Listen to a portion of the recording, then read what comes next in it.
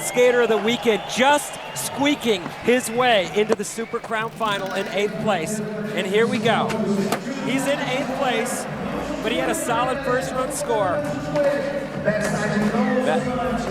That back nose one is very risky business. I mean, you can overshoot it, you can sit in it for too long and lose some time. I'm surprised that's the second trick in. That's a go-to for Ivan. And I don't know if it's scored. Whoa! There, this time, 360 flip, nose blunt. He is always going for the win. That's excellent. I can't believe that just happened inside a contest. That's the trick he fell on in his first run, and here he is back in run number 2. Well, now, what's bizarre is now he does the tri-foot flip, which is impressive that he's doing them back-to-back, but the crescendo didn't really work out. It was more of a descendo. Right, it's almost the same trick, just one rung down lower on the ladder. But Seems still bizarre. A strong finish, but a weird choice of a trick to do after doing that 360 flip nose blunt. I mean, that was a bananas run. That's high 8s or a 9. It's a really, really good run, and I'm impressed. 9 club. So even with our critique of that choice of tricks, good enough for the 9. And Ivan Montero's in first place for now. You know what? The tricks are the tricks. It doesn't matter the order that you put them in. I'm just nitpicking. That's your job. That's right. So keep it up, and we're going to keep it rolling with Mark Suciu. He's in 7th place. Started out with an 8.2. It's just been impressive to see what he's capable of. Absolutely, and his demeanor in the arena with the other skaters, very friendly, non-assuming. Like, he's having a great time out there, and I think that's reflecting in the way that he's skating. The 180 nose grind is a risky move. If you miss it just a little bit and you slide over, now you got to go retrieve your board. You lost a bunch of time. You maybe fell really hard.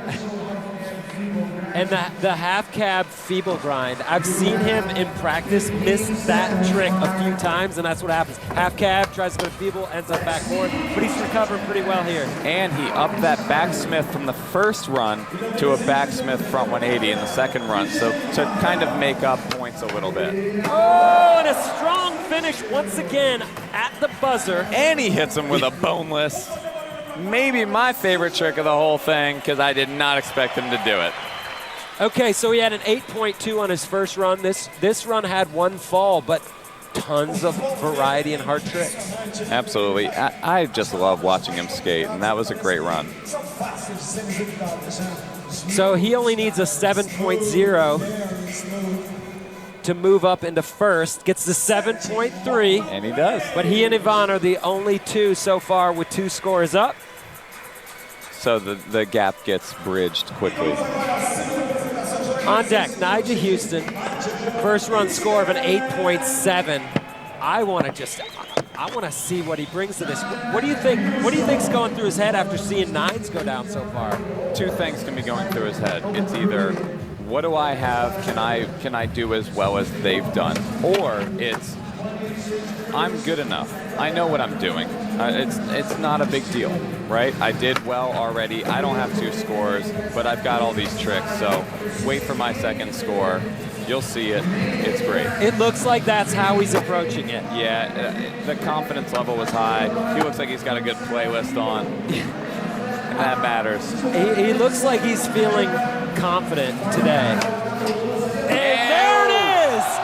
So talking about trick placement and what you do on your second run, he knows what to do more than anybody, and he does it with that back 180 nose grind. That is a 9 club run. And I'm going to go back to the semifinal where he bailed that back 180 nose grind in the best trick section 3 times in a row, and he was mad at that trick, and he got vengeance right there in the final. He has to feel really good about that. I mean, we feel really good about that. Look at how perfect he pinches it in. A lot of people kind of wiggle when they get into tricks, but not Nyjah. That's specific to Nyjah. I think that was 9.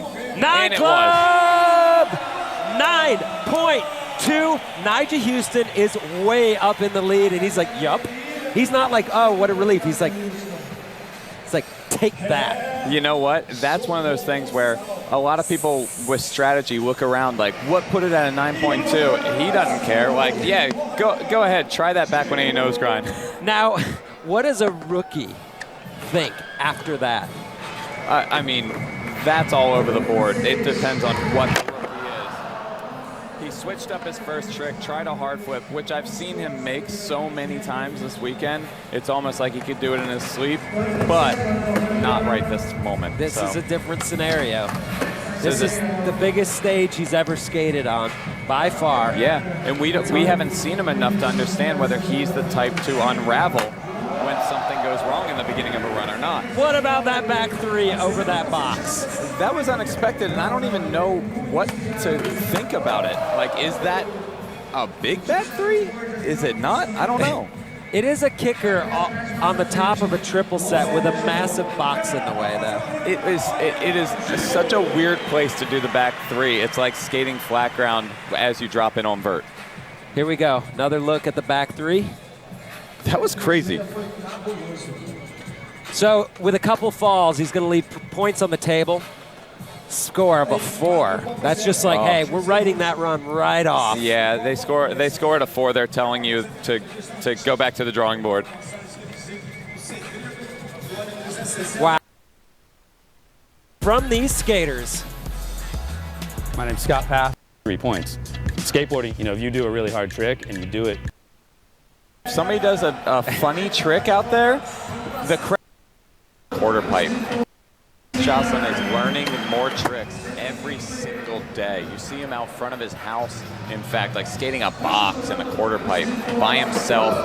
His kid in a high chair hanging out with him, and he's learning really gnarly tricks to bring to Street League out front of his house. And Chris was the first skater on the course this morning early, practicing, putting in work. And I love that. I love that type of dedication. It's not just flipping. And it shows a humongous big spin like that. It shows that he tried really hard to understand this course. He takes it seriously. He's stoked that people bought a ticket and are sitting here. He's stoked that people are watching, and he wants to give them the best show he can. And he is doing it. 270, lip, fakie, and here's the backside. Big spin, that is his trick. It is crazy how good he has that trick. 8.6. That's a lot of huge scores. That is a great place to be. It's an 8 fest out here, and it's awesome to bump up within 1 point roughly from the leader right now. That's a great place to be. Felipe Gustavo in next, coming off an 8.4 on his first run. If he can tighten this up and make every trick, but I feel like I jinxed him. I must have jinxed him. Yeah, well, that start of that run is so hard, though. Like you were talking about, switch flip, bang, into a fakie flip, fakie nose grind. Absolutely. The fakie flip, fakie nose grind is such a hard trick. I feel like it's a Daewon Song style trick, not something that should be thrown in the middle of a contest line, let alone it be right when you start. But also, one of my rules is don't flip your board first trick, and he does a switch flip for the first trick. And then another thing is, if you're going to fall, you might as well fall early and then kill the rest of your run. That's true. But he fell at the beginning and at the end. Now that's a double whammy. You got to assume. You got to assume that score is going to come in low at this point because the judges already got to be feeling the heat of all these high scores. Yeah, the heat is on, and I mean, it's okay. He can go and he can run it through. And he gets a 6.4. That's not bad. But we do know that everybody's going to come in with really high scores for their 4, and he has the chops to rack it in the best trick. A lot of times it takes at least an average of a 9 to win Super Crown, if not a 9.1 average. That's where we're at these days. That is staggering. And Kelvin Hoffler is a guy who can do it, coming off a 9 on his first run. This is his second run. Okay, he starts out the run with 2 blunt slide tricks, both of them risky and hard because once you have a lot of points of contact, like your wheels and your tail, things can stick. And you weren't just out there waxing it, testing it. You were sitting, waiting for your turn, and you don't know if it's going to slide or stick. All day.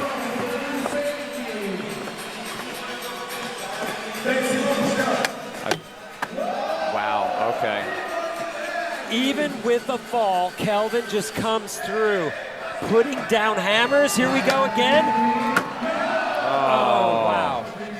You know what Kelvin is really good for? He's really good for changing up the second run on the fly to kind of make up a few points here and there. He added a kickflip back lip in there, things of that nature. But look how good he did that kickflip front blunt. He flicks it and he kind of kickflips upward instead of downward as you normally do. And that's the way that he keeps it up and gets into that blunt. And he's really bending his knees right when he gets into that blunt. So Kelvin with a 7.8 on his second run. And now Yuto Horigome coming off an 8.9, needs a 9.1 to take the lead. That is a very typical tray flip 50-50. I know because I've done a lot of them. A lot of times the back truck is stubborn, doesn't want to get in just yet, but it will roll into 50-50 once you get the front truck in. And then how about he just fell on a switch front big spin, basically flat ground trick. I mean, that's the thing though, is skateboarding is hard, and a switch front big spin on flat is hard. There's somebody somewhere right now learning switch front big spin on flat ground, and they've been trying for a while. Do you think falling on kind of a small trick counts less against you than falling on one of your major hammers? Well, of course, because one of your major hammers would up your score, whereas the flat ground trick is kind of like, placeholder, but you do beat yourself up on the inside, and you're just like, stupid, stupid, stupid when that happens. Look at that back three. He does it almost like he's on a BMX bike. He turns his head and tilts his whole body into it. Score is in for Yuto Horigome, 7.9. Pretty low score. So follow SLS on Instagram for all SLS